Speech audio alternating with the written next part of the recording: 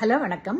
இன்னைக்கு ஸ்கேல்பை பற்றி சொல்ல போகிறேன். ஸ்கேல்ப்புங்கிறது நம்ம தலையினுடைய தோல். அந்த ஸ்கேல்ப்புங்கிறது செப்பரேட் இல்லை. ஸ்கேல்ப்பும் நம்ம ஸ்கின்னும் ஒன்று தான். நம்ம ஸ்கின்னுடைய ஃபேஸில் இருக்க ஸ்கின்னுடைய எக்ஸ்டென்ஷன் தான் நம்ம தலையில் இருக்கிற தோல், ரைட்டா? அதனால் நம்ம ஃபேஸை மட்டும் நல்லா வாஷ் பண்ணி நல்லா பராமரித்து பண்ண இல்லை, நம்ம தலையையும் பராமரிக்கணும், ரைட்டா? அதுவும் இந்த ஸ்கின்னோட எக்ஸ்டென்ஷன். அண்ட் ஹேர் ஃபால்லாம் வருதுன்னாக்க தலையில் நம்ம சரியாக பராமரிக்கலைன்னா அந்த மாதிரி வரும். அதனால் நம்ம ஸ்கின் எப்படி முக்கியமோ அதே மாதிரி தலையில் இருக்க ஸ்கின்னும் முக்கியம். அதுக்கு குட் குவாலிட்டி ஃபுட்டு இருக்கணும்.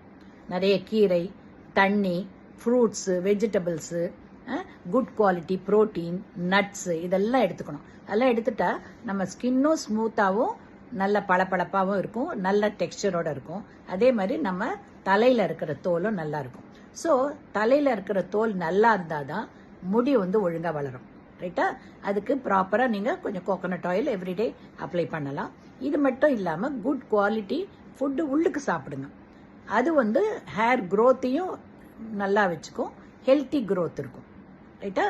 அது மட்டும் இல்லாமல் ப்ராப்பர் வீக்லி ஒன்ஸோ ட்வைஸோ ஏதோ ஷாம்பு போட்டோ இல்லைனாக்கா ஃப்ரெண்ட்லி சோப் எதான போட்டோ சீக்கா போட்டோ எதான போட்டு தலையை க்ளீன் பண்ணிக்கிட்டே இருக்கணும்.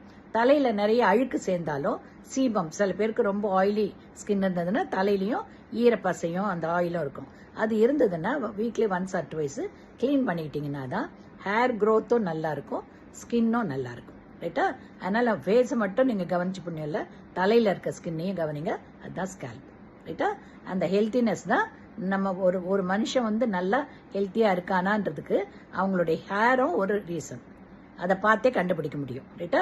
ஏதாவது நோய் இருந்ததுன்னா முடி ரொம்ப கொட்டும்.